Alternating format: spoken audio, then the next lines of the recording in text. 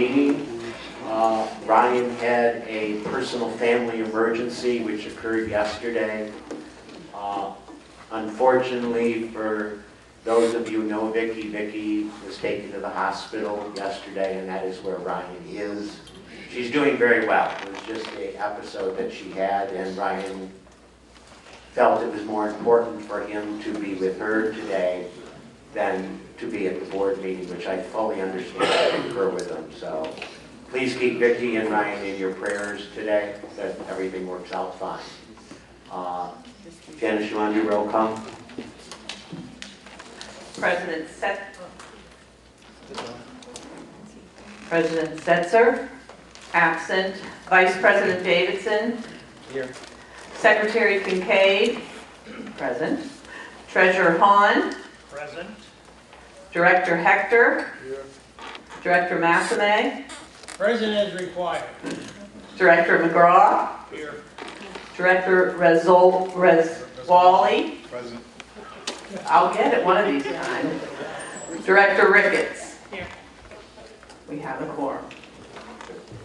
I'd like to call the meeting to order, and let's stand for the pledge of allegiance. Pledge allegiance to the flag of the United States of America and to the republic for which it stands, one nation, under God, indivisible, with liberty and justice for all.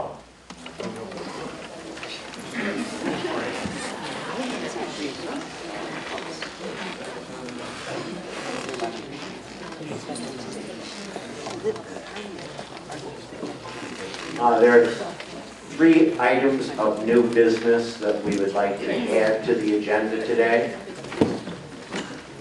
The first one being the approval of the installation of a backflow device at the North Clubhouse. The second one is an amendment to the Federation operating budget. And the third is a requirement for the land trust to do contracts with its underlying preventers. Do you have any objection of adding those 3 items to the board? Do we have anything on open forum?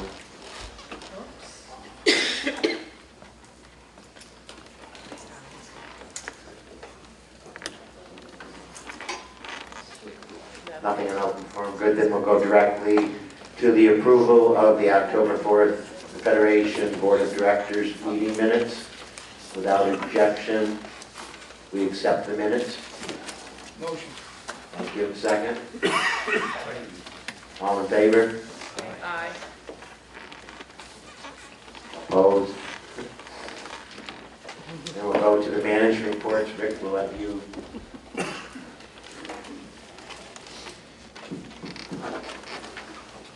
Good morning. Happy Friday. We'll get more sleep this weekend too. Yay. Fall back, spring ahead. There we go.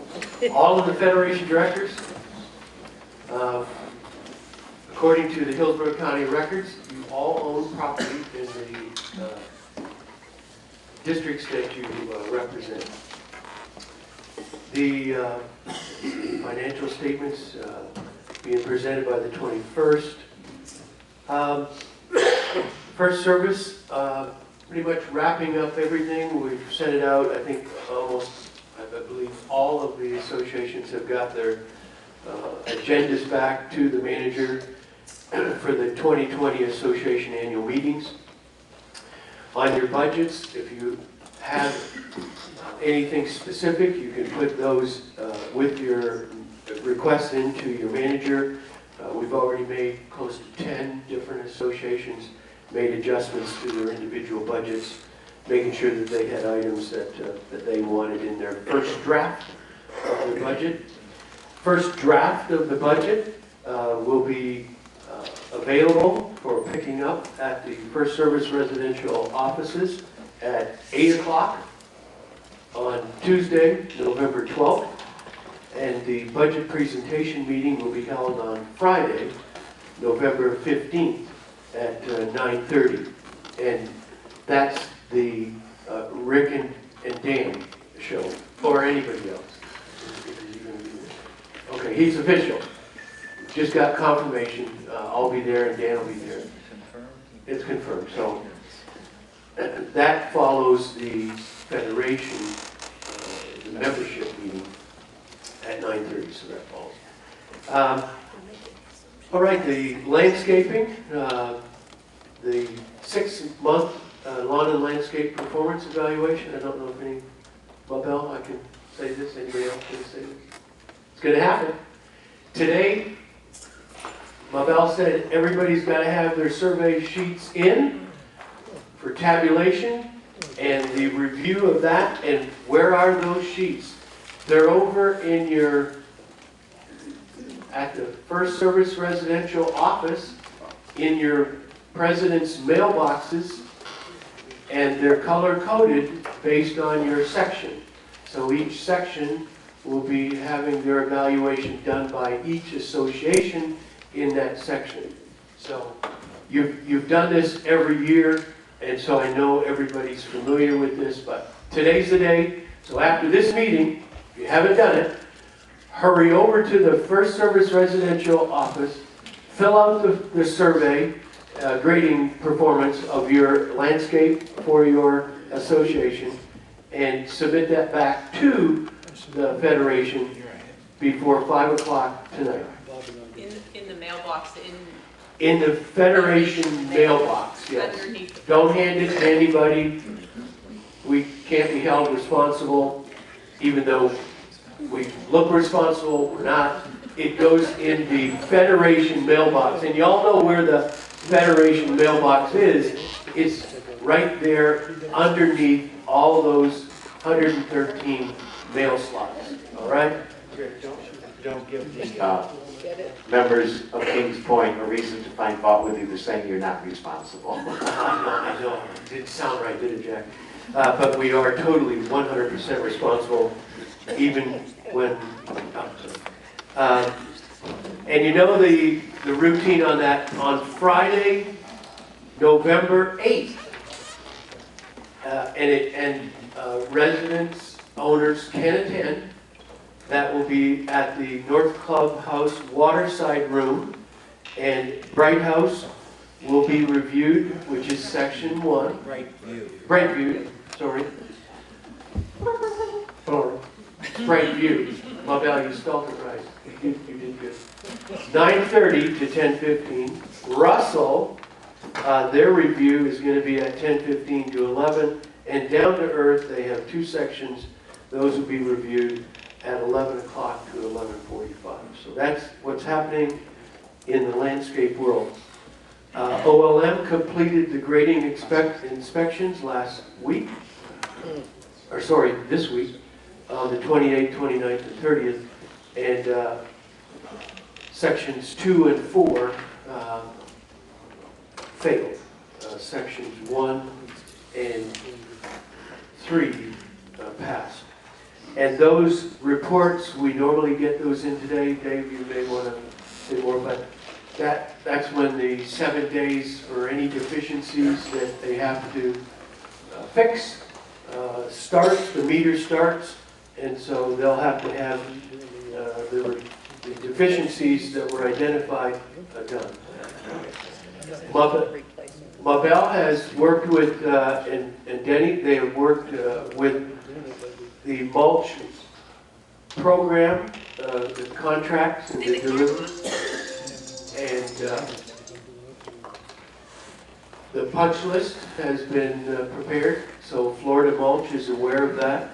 They will complete that punch list and any other installations the week of November 4th. And so that will be coordinated. And as I said at the membership meeting, and I'll say it again because it was this year, this 2019 mulch program was a great team effort, coordinated with Daryl and Mabel and Susan, working very closely with each one of the association boards and Florida Mulch, Sean and his team, and now invoices are being processed and paid because of all of those good efforts that were done. In the landscape world, on work orders, the I've got that as part of my report. The data that is put in each week. We've now had from 97 work orders, we're now down to, in October, we're at 59 work orders. And you can see the difference. The main turf is the main type of work order that's requested, pruning, and then damage.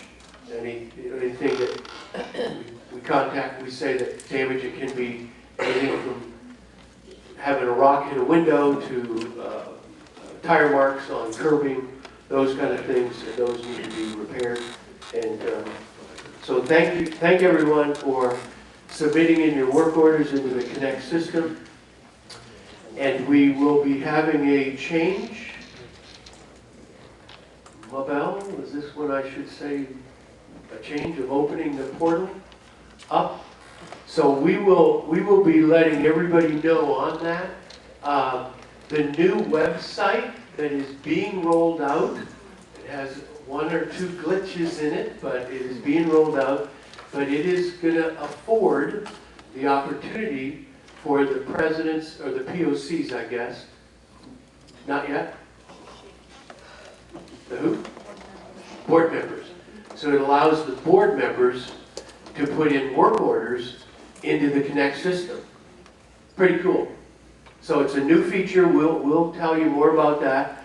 But it's a new feature so that you don't have to be putting everything into the POC at fsresidential.com. So it's a new feature that the new website affords us, and it also provides in there, I know Mabel's talked about that, shown the new features of the website under the landscape has a lot of charts and data and things of all of your work orders that you put in, not just landscaping, but all of your work orders are shown in your Connect system on your individual association website. So, a lot of good things happening. Rick, I see you have on here grow work orders or 23. What kind of work orders were those? Is there a... Those are that they didn't cut. The one that frond is still sitting on the roof, or they didn't cut it, or it snapped, and so it's hanging down. So each one of those are work orders that Mabel sends directly to Grow, and their crews on site, they'll come back and they have to do the same thing as any landscaper does. They have to report back in 3 days, 5 days, and making sure that that's followed up. Yes, 23. So we're tracking all of those work orders that POCs have put in also, which is, again, really, really good. And those go directly to Brenna at Grow, and she follows up on them. And I won't steal Frank's thunder on that, talking about palms. We've got lots of projects, I think, with everybody coming back and maybe the rain subsiding. Got lots of painting projects, roofing, and various other maintenance projects. We had 46 property transfers last month, bringing a total of 459 so far year to date, and 58 leases have either been renewed or started, and that was compared to 395 is year to date. And then I mentioned, if you've got any of your contact information, any association contact information, please submit those forms in so we can get that. And there's only one number to remember in case you have a non-medical emergency. It's 813-642-8990. And we'll let, when your report, you're going to be able to talk about more about that. The other thing is, hope everybody has a great Thanksgiving, and takes the opportunity to be thankful, because we have lots to be thankful for here in Kingston. Rick, before you end, do you want to make an announcement about any personnel changes? Yes, I do. Thank you. That was on the top page over here. I didn't want to put it in there. Daryl Flint has decided to move on in his career, staying in the landscape industry. He'll be working the corridor, as he told us at first call the other day. He'll be working from Wesley Chapel all the way down to Sarasota, Mobile, I think is where it had, so he'll be working that whole corridor down.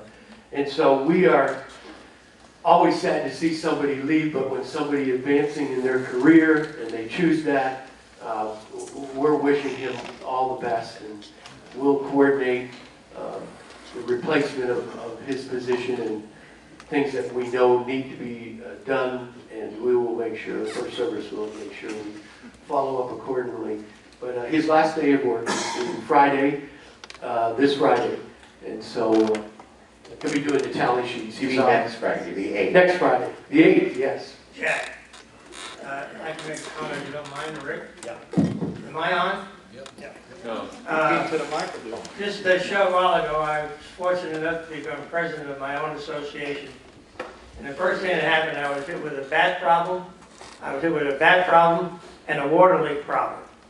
And the water leak problem was just this last day, a water pipe broke. And it was Saturday evening. And the resident called me and didn't know what to do. And I'm standing in front of my refrigerator, looking at the tag on my refrigerator door that says the emergency number. So I called that number, 642-8990, and immediately got a young lady by the, I believe her name was Michelle Bonnier.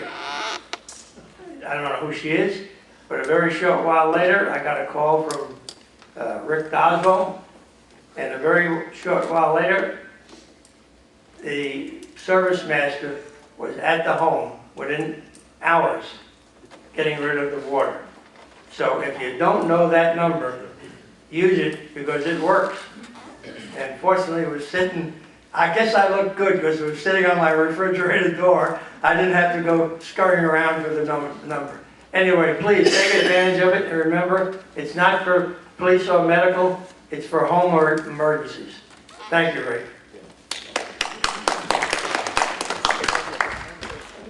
Ginger, before you start, I was remiss at the beginning of the meeting in forgetting to advise the attendees. During our membership meeting, an issue came up regarding recording of meetings and videotaping of meetings. And Jane Bocheri advised us why she felt she had the opportunity or the right to record the meetings. We have referred to the Federation's legal counsel, and I will read you a part of his opinion letter. Is the association is a corporation, not-for-profit, governed by Chapter 617 of the Florida statutes. Although the association is comprised of members who are governed by Chapter 718 and 720 of the Florida statutes, such chapters do not apply to the association, as the membership in the association is not mandatory. Unlike Chapter 718 and 720 of the Florida statutes, Chapter 17 does not explicitly provide for standards related to the recording of association meetings. Likewise, the amended and reissued bylaws of the Federation of Kings Point does not provide a right to record association meetings. Therefore, there is no right to record an association meeting without the approval of the association. If someone is going to record the meeting and we ask you to turn off the recording and you fail to do so, you will be removed from the meeting. And if you record the meeting in public, you have possible criminal charges can be placed against you. So just for clarification, there is no recording of these meetings. The people who attend either the board meeting and speak or attend the membership meeting and speak are speaking in full confidence that their words will not be used by someone recording the meeting for nefarious purposes. Ginger, I'll turn it over to you. Thank you. Well, Rick, while you reminded everybody of the time change, I just want to know Christmas is only 7.5 weeks away. I want to see what outfit you're going to wear for Christmas after yesterday. It was Halloween. Let's see, we'll start with our entertainment series it's updated, but it's the final summer series, sales figures, topped over $23,500, recovering 191% of the cost of booking the entertainment and acts for the series shows. The winter series brochures are out. The first show is on December 16th. It's the Ditchfield, and it is a Christmas show. So for those who are interested in that, it's rare we get December shows, so that was exciting for us to be able to book that act. I won't read all the numbers. The board has my report. I will just touch on the Spa CA program. We call this the Spa Salon Trial Program. It has now finished its first year. The total sales for the year of the trial were we served 316 CA clients for a total of $18,355 in revenue. We don't feel that was a disruption to the clients that participate in the spa program within Kings Point. So I will await the board's direction on that. I'm assuming from the contacts we've had with the board, they will continue that because it's so far so good with that. We have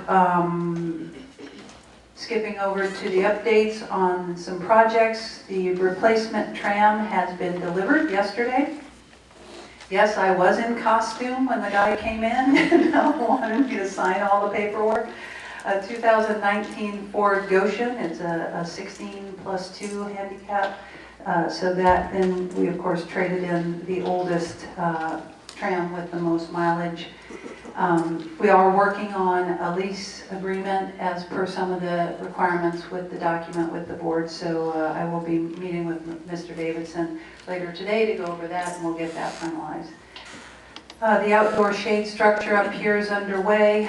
Tennis gazebo they're rebuilding that. It's very old and had a lot of termite damage, so that's almost done.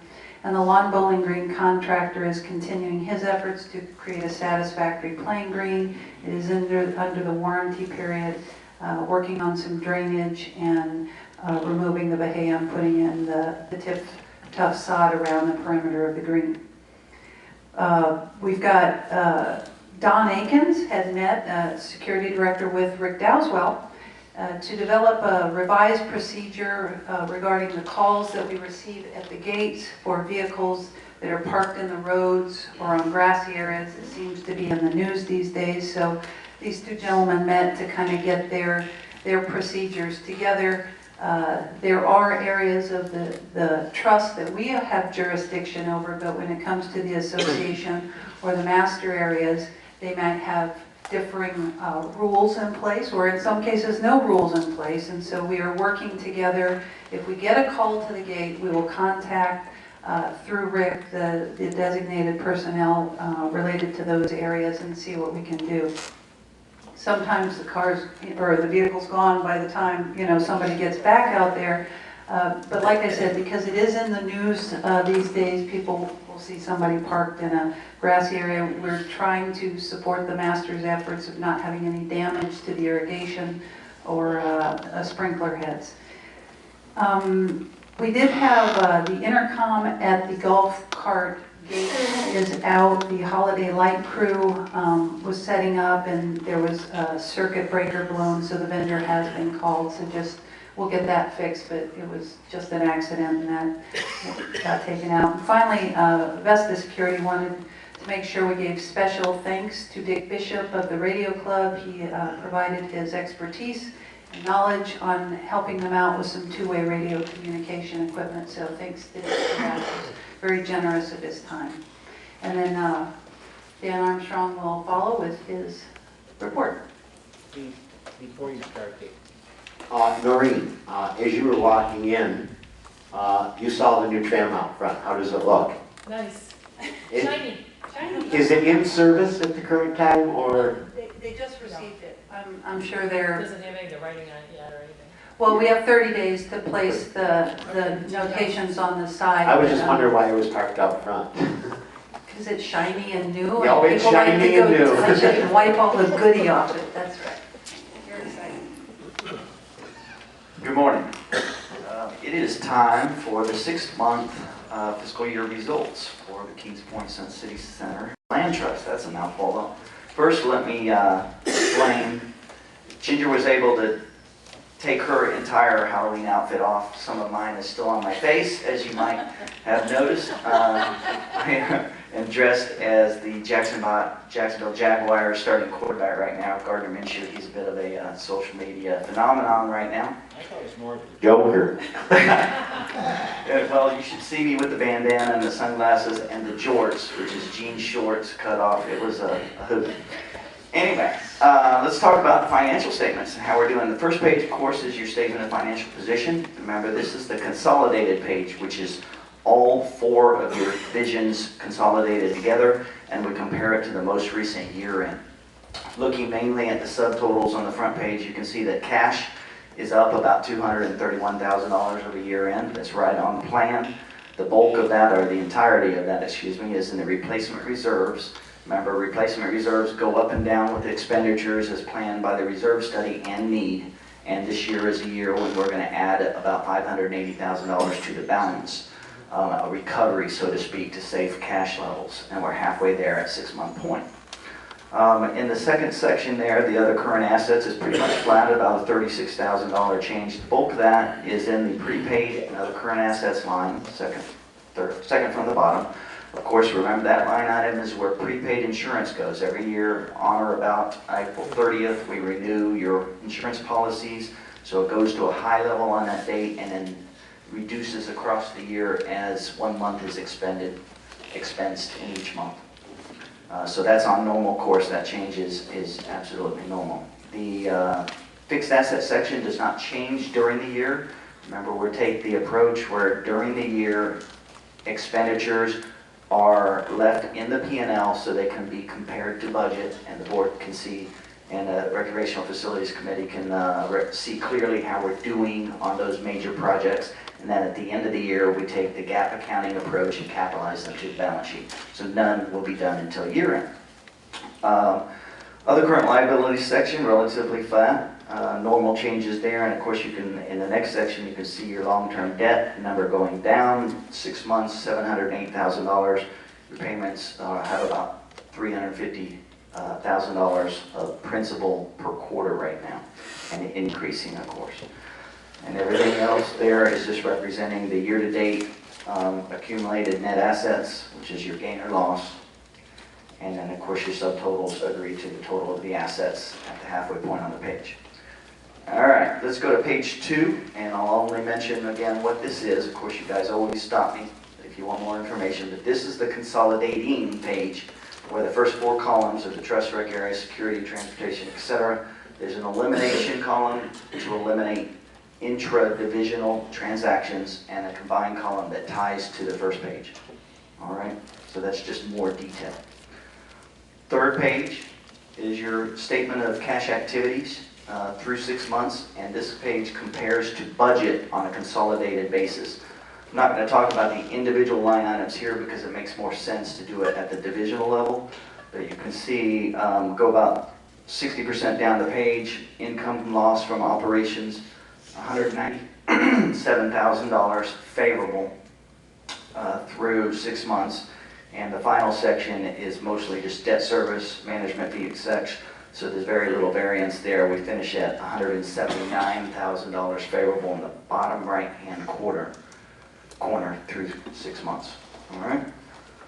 Page 4 is the consolidating statement of cash activities. Yes, sir. Let me interrupt you. Maybe you can answer a question for me. What has caused the expense for the vehicles to decrease over the 6 months?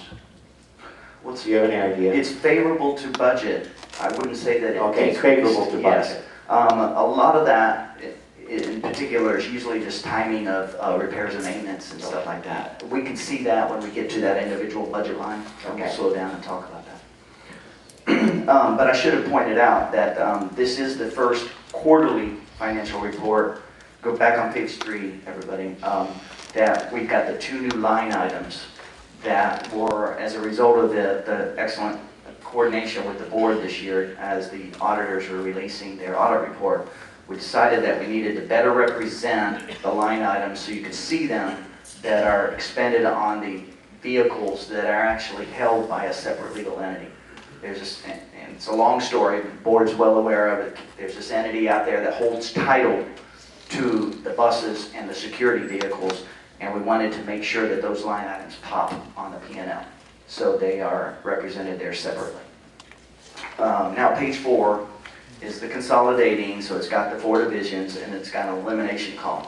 Now those of you who study this thing on a quarter-to-quarter basis will remember that there's usually no activity in the elimination column of the P&L because we don't do transactional activity to charge each other profits or losses between the divisions. This elimination is the removal from the security division, the items related to those vehicles, and from the transportation line item, the items removed from those related to those vehicles, and setting them up on those 2 line items.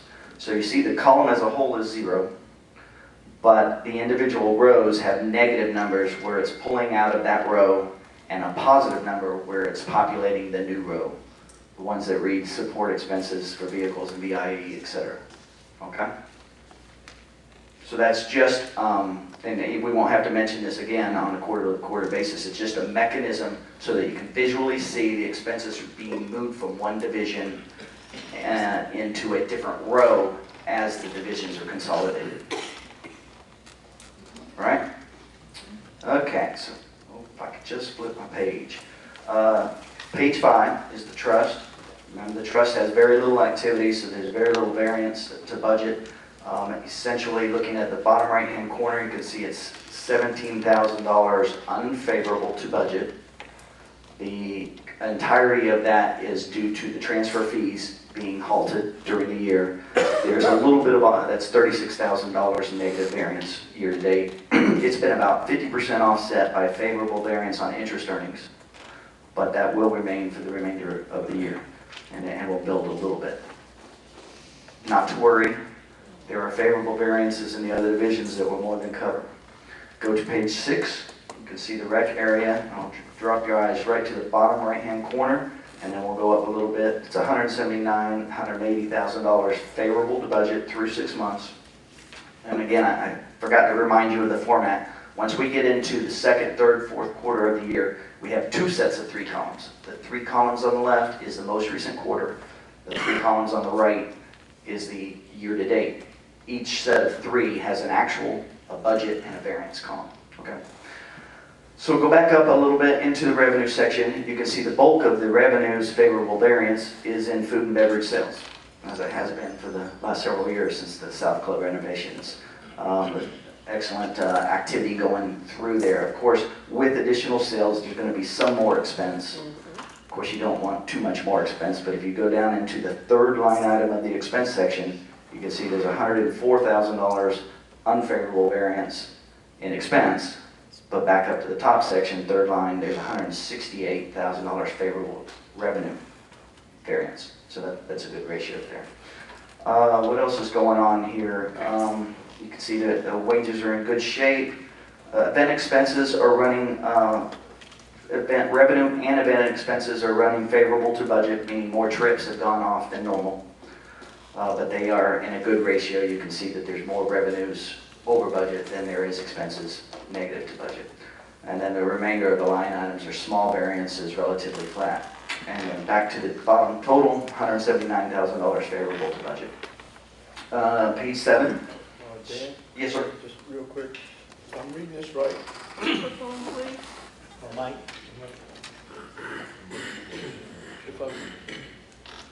if I'm reading, hello? Takes 5 seconds. What? Okay, if I'm reading this right, year-to-date, I see food and beverage sales of $730,782. Yes, sir. And I see an expense in food and beverage of $399,112. Yes, sir. So we made about $400,000 on food and beverage, more or less. Well, the word made is a relative, of course. We grossed it, there are other expenses That's correct, yeah. involved, but generally speaking, we've done real well with food and beverages. Yeah, if you were solving for gross margin before labor, that is correct. Okay, thank you. All right, page 7, security, bottom right-hand corner, go straight there, you can see the favorable result, $4,400. Of course, this is a pretty small budget and pretty rote or a routine, so that there's not a lot of variation. The favorables come in other operating expenses and what else there? Utilities. It's running real well year to date. Page 8 is your transportation division.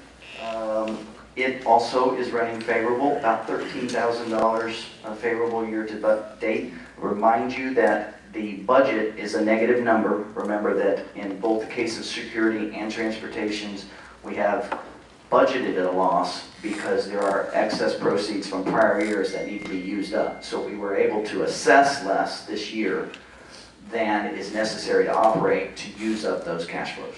Okay. And the good news is we are still not spending that entire amount, so that should be able to be repeated again the following year. We've already done it for fiscal year 2021, which will start next April. Yes, sir. Thank you. No question? No question. Come. Me anyway. Board have any questions? Rudy, I'm going to possibly put you on the spot regarding the variance in dollars for food in the Cyber Cafe and the closing of the Cyber Cafe and moving that over to the South Club. Do you have any preliminary figures you could possibly give us of what the income was going to the South Club versus it being in the Cyber Cafe? And if you have it, I'd appreciate it. Yeah, I have, good morning. I can report on the second quarter, which is more of a comparable year over year, 2018 compared to 2019. And Yeti and I did have that report. Yeah, and that's exactly what I'm looking at, is that quarter. Yeah, so in the Cyber Cafe contribution during that second quarter in revenues, total of $9,000, round number, compared to the same period, 2019, for the Palm Court was $12,400. In terms of the resident support or usage of breakfast, we're talking about the breakfast period, of course. We saw about 1,800 people participating in the Cyber Cafe during that second quarter, 2018, compared to 2,700 people in the second quarter 2019. And the average spend per resident is tracking, is about the same. I hope that answers your question. It does, so It just validates that moving that service, the amenity down to the Palm Court, has reaped a benefit, although slim, but it's reaped a benefit to the Federation in its entirety from that perspective.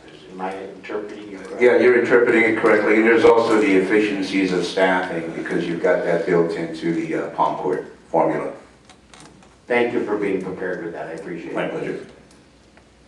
Jack, there's still some, Microphone, please.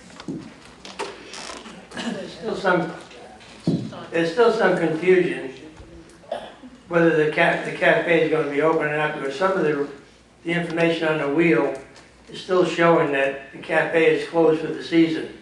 I think we ought to make a point that food service at the Cyber Cafe is no longer in existence. Isn't that right? That's been stopped completely.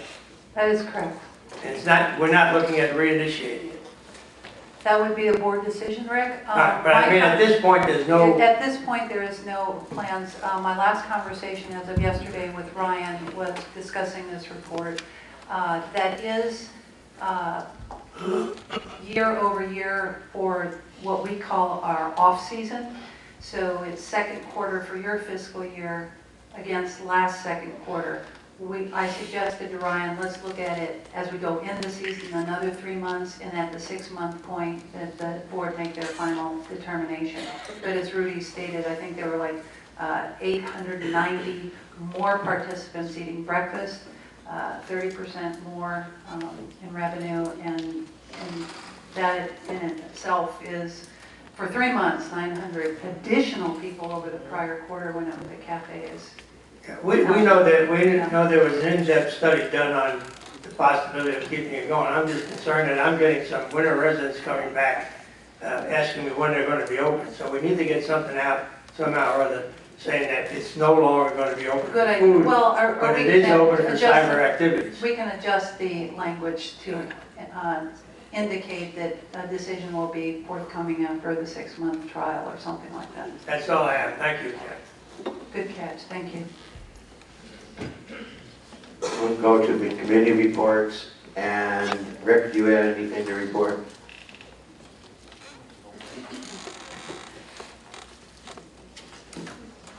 I don't have a report, but I have a comment. The Community Promotion Committee was very pleased with the reception it got with the presentation it made at the last board meeting relative to the comparison of our community amongst the other communities.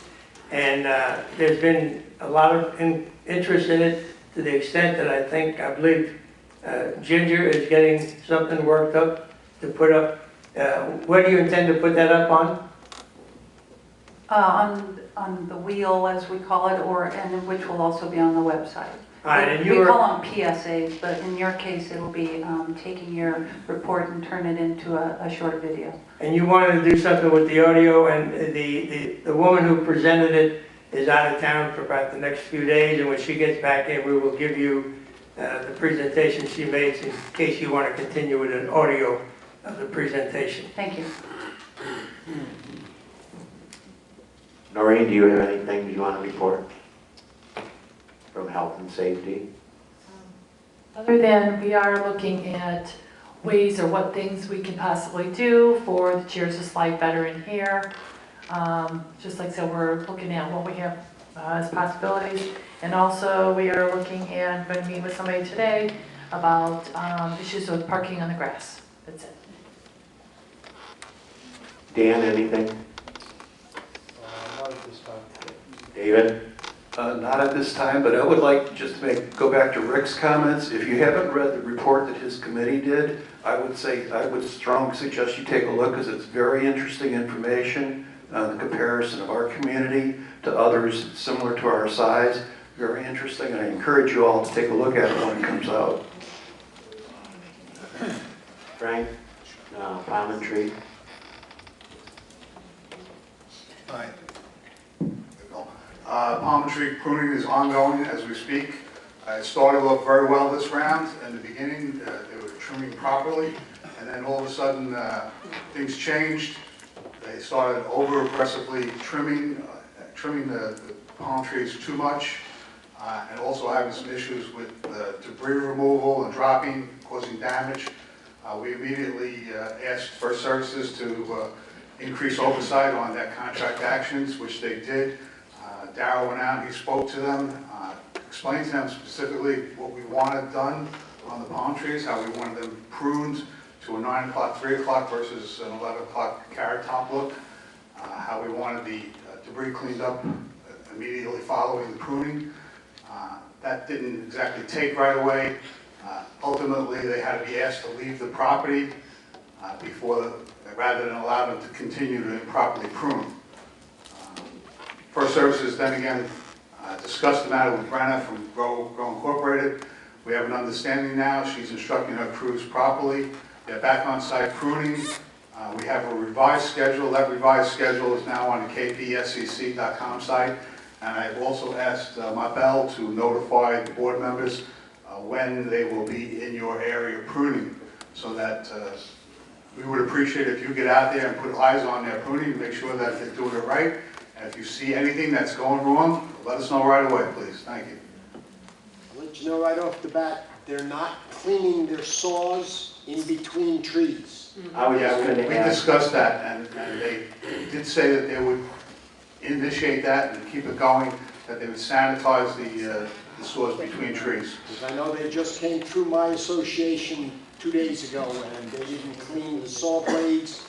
My POC reported it in and said, if the trees start dying, we're gonna start This has charging. literally occurred over the last 2 days that we've Yeah. been discussing this with them and trying to get on him, getting better oversight. And I'm particularly interested in the POCs and the presidents watching after them because Daryl's going to be leaving. I'm not sure who we're going to have watching it. First Service is still going to watch it, but better that we have our own eyes on it and let us know right away if there's any problems with trimming these things. We don't want them over trimmed. Right. Yes? They trimmed Jackie, could you use the mic?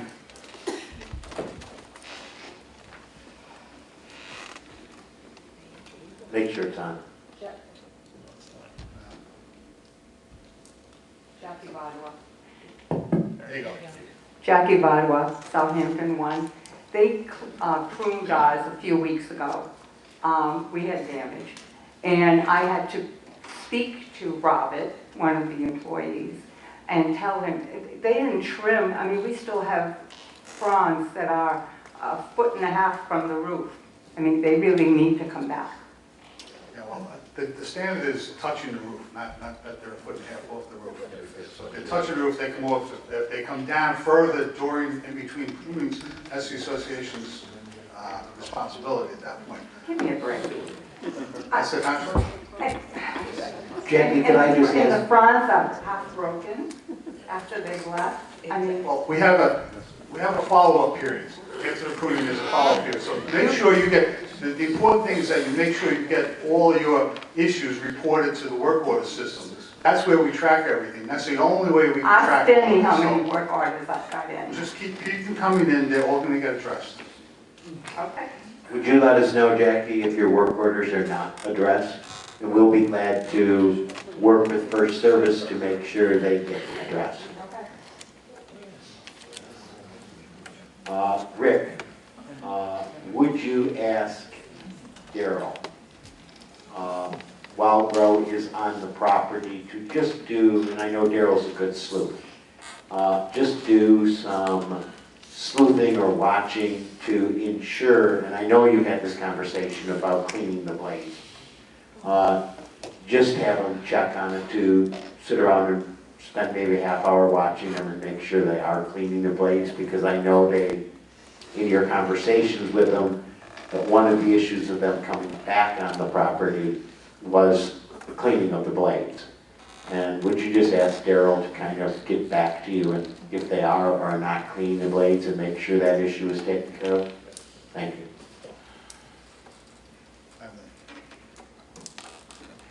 Alan, I would assume, because of the mid-month and you've already given your report for the quarter, that you have no treasurer's report. Okay.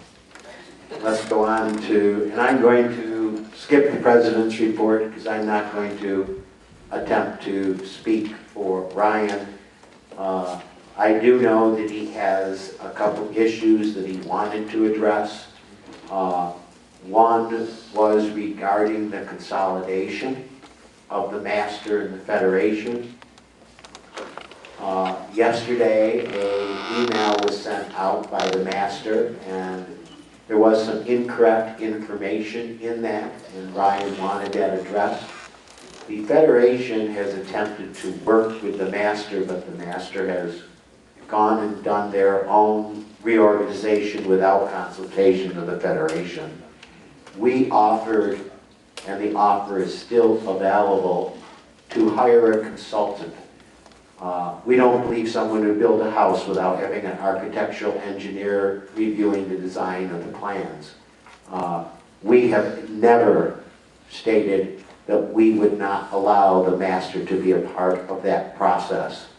So where the master got that particular information, I am unfamiliar with.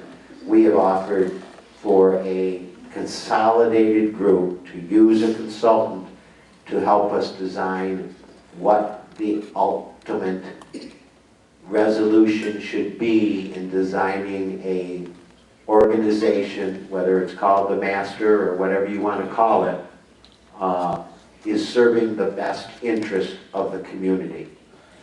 So when you read that the Federation is hiring a consultant for its own purposes, it is not true.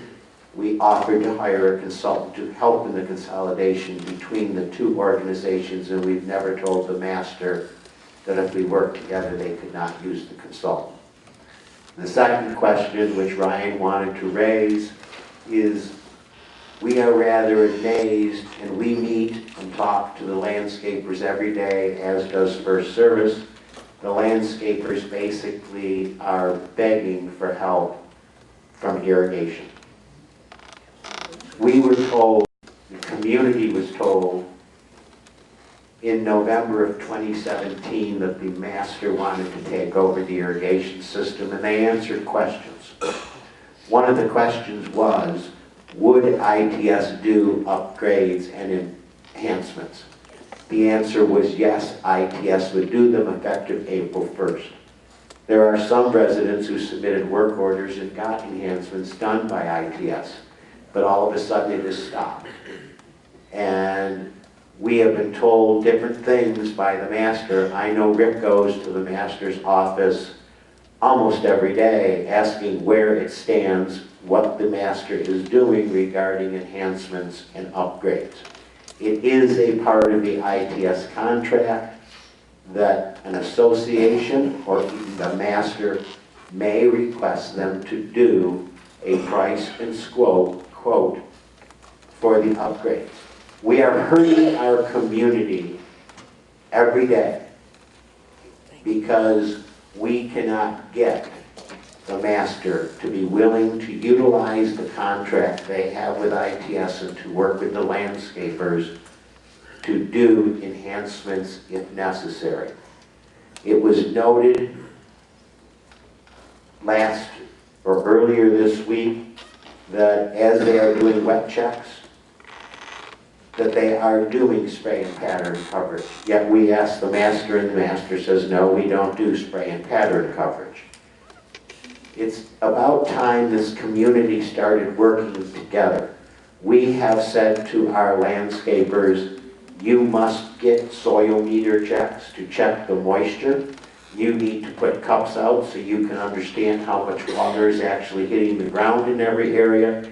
And you must report that to First Service so First Service can send it to the master. Am I correct, Rick? Yes.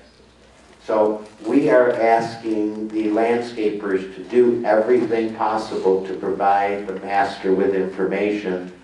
The only problem is the landscapers are frustrated because when they do it, it doesn't go anywhere. And it is like roadblocks being put up. And we basically are begging the master to, let's work together. It's in your contract. It's what you told the residents and the presidents you would do in November of 2017. You did a contract in March of 2018. What was written in the contract that we have with the landscapers regarding warranty is not scope of work. The master specifically requested the Federation remove from landscaping contracts, and you folks can go read the actual motion, was to remove all irrigation services from the landscape contracts. That is what we did. So we're only asking that the master work and develop with the Federation how ITS is going to do what is called for in their contract and have the capability to do. And with that, those are the two major issues that Brian had problems with. I know First Service is frustrated, and it's time to stop finger pointing and start working together on this, because it's not the landscapers that are suffering, it's not ITS that is suffering, it is you, the residents, who are suffering, and it's your property that is suffering. So let's work together on that. You can see we have no unfinished business. We will go on to new business. The first item of new business is the approval by the board for a backflow preventer. And Dan, I'll turn it over to you. Okay. As the board will remember, the county has come to us and told us that a backflow preventer is required on the water flow that comes into Kings Point. It's the same kind of item that you have on the outside of your houses when you hook up your hose. It keeps water from backing up into the main system when there's a loss of pressure. And it is a requirement of the county. So with that, I move that the Fed Board of Directors approve a non-budgeted sum not to exceed $13,000 for the total installation cost of a backflow preventer as required by Hillsborough County. Do I have a second? Second. Any discussion? Dan? I just explained we have to do it. Okay. There's nothing to talk about. I'm going to call on Ginger because I know, Ginger, you, while working with the RFEC, has spent a great deal of time on this particular issue. If we don't do it, we're going to be subject to fines by the county.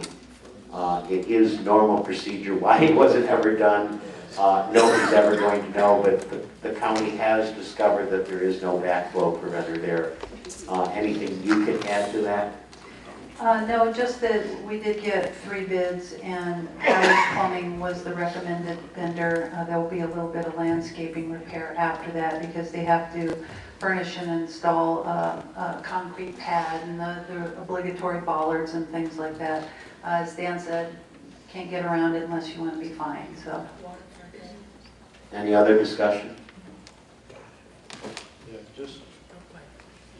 just a heads up, when they get ready to put the backflow on, since that's all of the water that comes into Kings Point, when they break that, we will probably all be without water for a better part of the day, at least.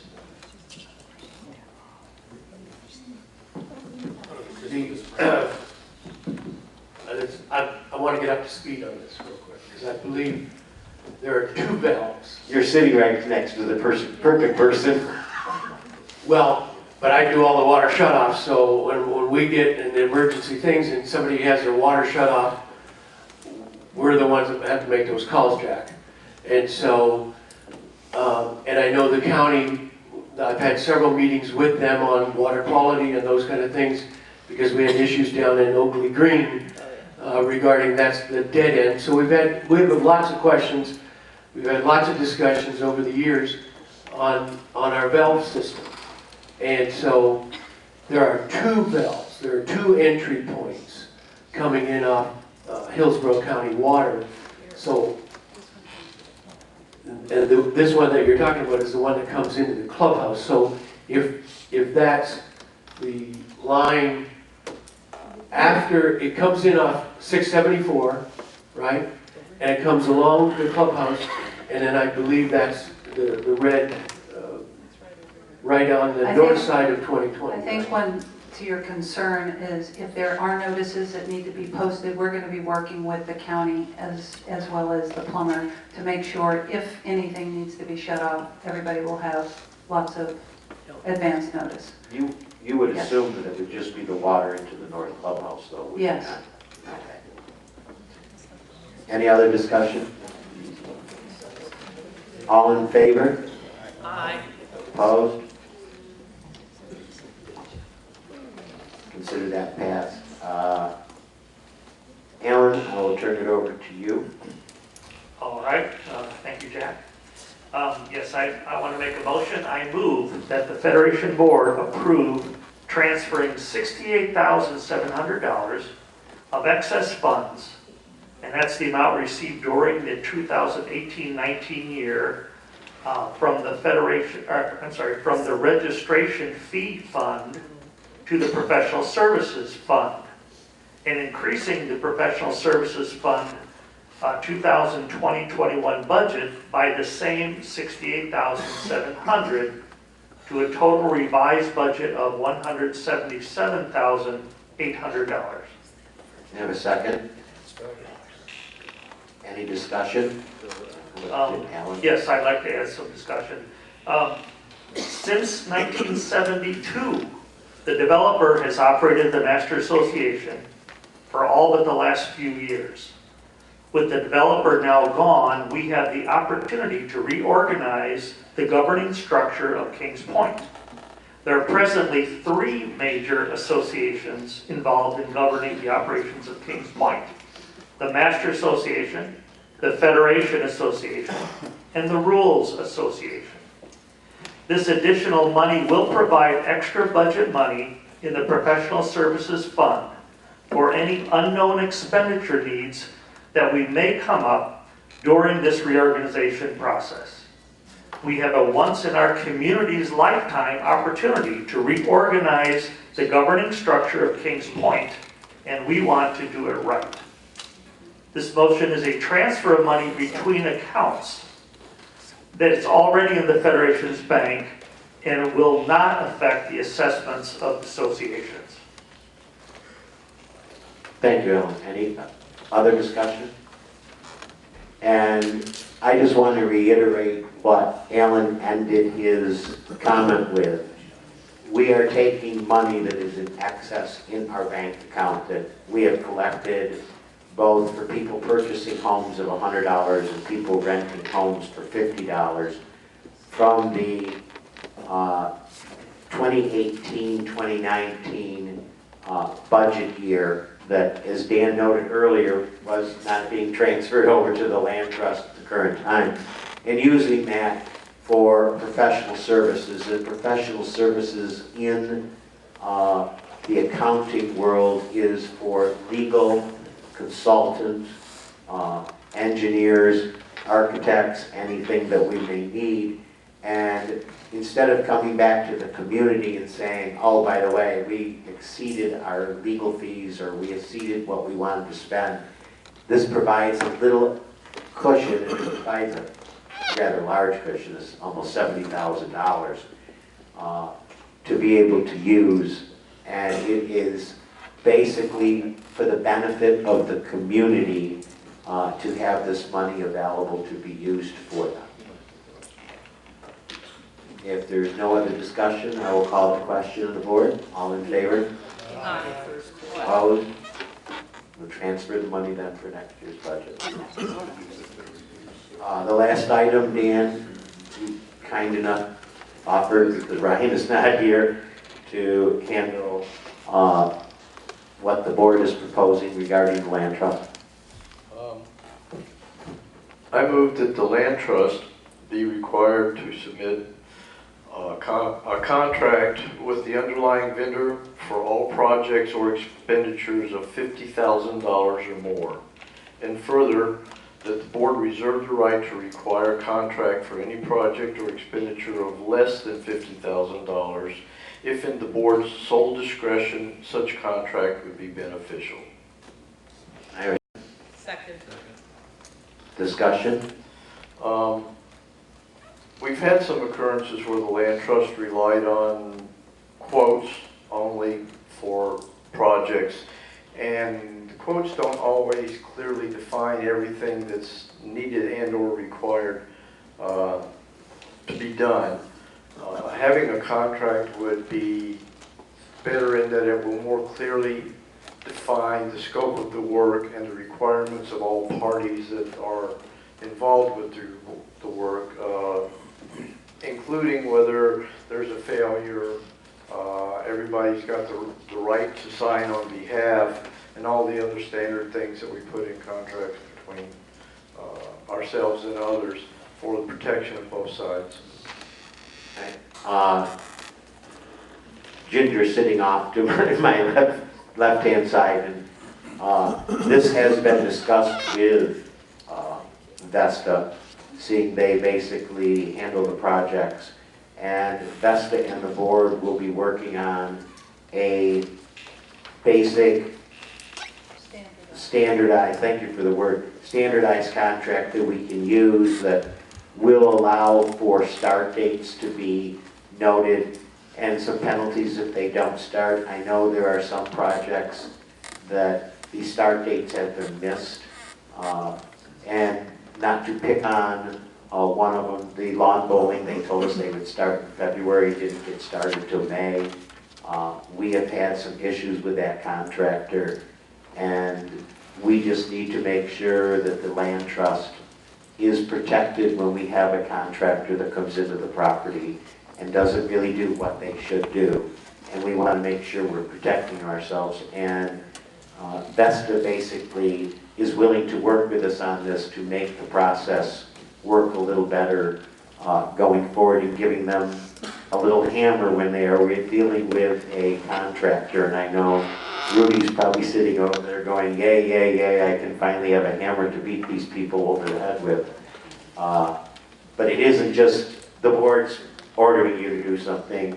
We have worked in conjunction with you on this particular subject, and even you feel it would be, I shouldn't say you, even Vesta feels, as the manager of the land trust, a good idea. Any other discussion? I'll call the question. All in favor?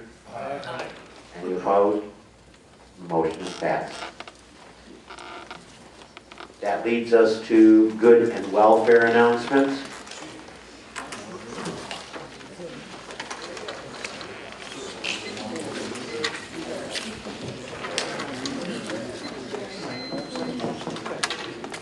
Hi, Chris Robinson, President of Portsmouth.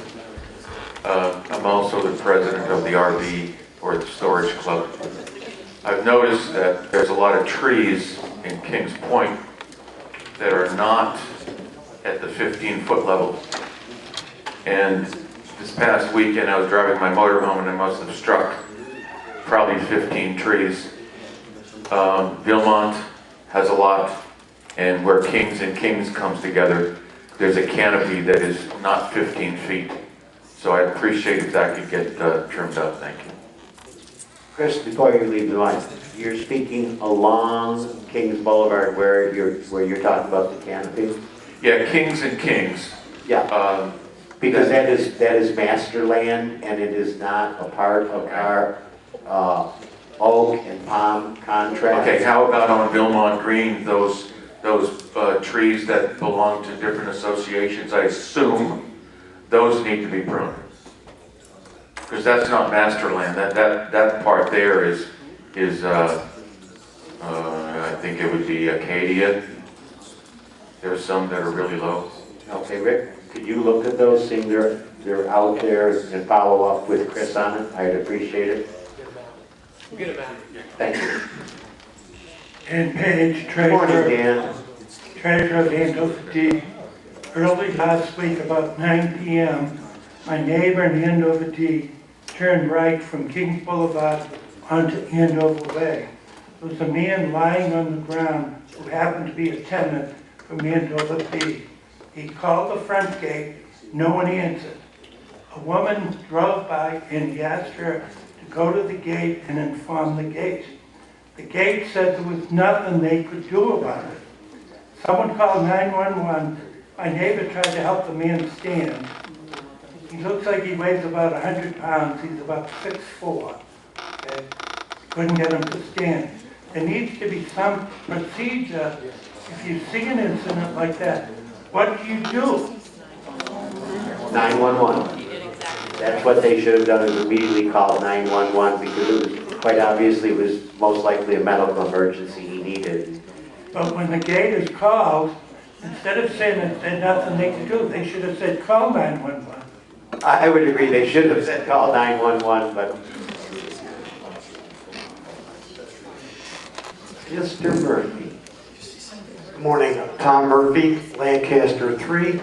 And as part of the communication committee, I just wanted to let the board and the residents know under Good and Welfare that on December the 20th, Spectrum will have a new store open in Riverview. It'll be up next to the Texas Roadhouse. It's going to be a full operation store. So if anybody has problems with their equipment, or if you sell your home and you have to return your equipment, because that is the owner's responsibility, you now only have to go up here on 301 near the Texas Roadhouse. So that should help all our residents. December 20th is their expected opening date. John? Yes, sir. Dave, can you use the mic? Tom, can you mention something about, I've heard a lot of people saying they had to call on the pricing, and could you elaborate on that a little bit further? Yes. Back when Spectrum got this last contract, and we went to the 2 boxes and the reduced rate, it was then told to all the residents via our different meetings that every resident had to call to change over really their Bright House account to a Spectrum account. Spectrum does not do that automatically. They would not do that. You had to call because they had to hear a real live voice say, take me out of Bright House, put me in Spectrum. All right, so that was one requirement that every homeowner should be made aware of. The second of all, and I get these a lot, that's telephone. A lot of people are still paying $19, $20 for their telephone, the landline. All right, again, Spectrum will give you the $9.99 deal if you call them. They don't just come out of their pocket and say, here, I'm going to save you money. You would hope they would, but in real life, they don't do that. So what they're saying is, call, you'll get the $9.99 rate. You tell them and ask them for it. They will give you that rate. If they don't, for some reason, or argue with you too much, please, like they call First Service. First Service says, call Tom Murphy. I get to the bottom of those problems right away. There's never a problem. You will get that rate. Okay, thank you. Plus, there's a tier 1 and tier 2. Their tier 1 and tier 2 went away, all right, as far as our bulk contract is concerned. We're on basically a platinum TV contract, which is a combination of tier 1, tier 2, all right, and we're on 100 meg speed internet. I've been in constant talk with Spectrum to see when and if they're going to upgrade that, because right now their contract is about, we got a 54-month contract. We use almost a year of that now, so I'm already asking at this point, what are you looking at for your next contract? Even though we're years down the road. But I believe in looking earlier and making them toe the line, so. Tom, thank you for all you do. Thank you. Hey, Tom, before you leave in front of the room, you left the board at the end of March. I did. And prior to you leaving the board, you worked extensively on that Spectrum contract. Correct. I would like to thank you from the board, the entire board and the community, that you stepped up and said that you would continue to oversee and manage that Spectrum contract. Without you, not only would the board be lost, but the community would be lost, and we owe you a great deal of gratitude to you. And you're gonna get a pay raise. Tom, we're adding a 0 to your pay. Good morning, Forrest Davis from the COA. COA monthly meeting is going to be held on November 6th at 2 p.m. in the banquet room. Our speaker for that event will be Phil Midden, and he's the president of St. Joseph Hospital South, and he'll speak on the general services offered by St. Joe's and volunteer opportunities, and he'll also provide us an update on the hospital expansion up there. And then lastly, one of 2 biggest days in Kings Point is the shredding day. Everybody, it was your birthday, Forrest. No, I don't have any more of those. Shredding day will be Thursday, November 21st, 9 a.m. to 12 noon. It'll be in the parking lot behind the North Clubhouse, second driveway in. Thank you. What time? Forrest, what time? 9 to noon.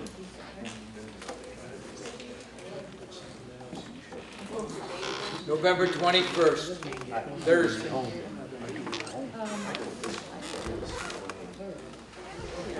I had a question. I brought it to the COA because an idea that I had is instead of having it in the parking lot by the clubhouse here, if you had it in the parking lot where the gate is that we don't use, because I was looking, I drove through there and I thought you could keep the traffic flowing and you would not impede the people parking for the buildings or the swimming pool. So I don't know if you got that message, because I went up to the COA and I thought, I mean, because if you drive through, there's a lot, quite a bit of room. We may do that next year, but we've already got it set up for this year, but it's a good suggestion. Okay. Any other announcements? I have a motion to adjourn. Thank you, everyone.